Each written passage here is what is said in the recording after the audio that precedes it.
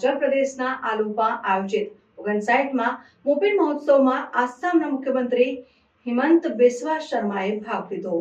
Moped મહોત્સવ ગાળો સમુદાય દ્વારા ઉજવવામાં આવે છે, જે કૃષિ અને સમૃદ્ધિ માટે આભાર વ્યક્ત કરે છે। મુખ્યમંત્રીએ આ મહોત્સવમાં ભાગ લેવા માટે આમંત્રણ આપનાર અરુણાચલના મુખ્યમંત્રી પેમા ખાંડુ અને ગાલો સમુદાયનો આભાર વ્યક્ત કર્યો। મોપેડ મહોત્સવ ગાલો સમુદાયના સાંસ્કૃતિક વારસાનું પ્રતિનિધિત્વ કરે છે।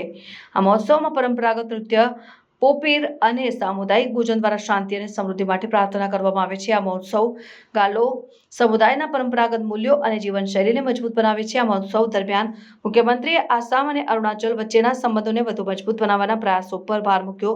તેમણે ગાલો સમુદાયને તેમના પરંપરાગત મૂલ્યો જાળવવા અને આધુનિકતાને અપનાવવા માટે પ્રોત્સાહિત કર્યા હતા।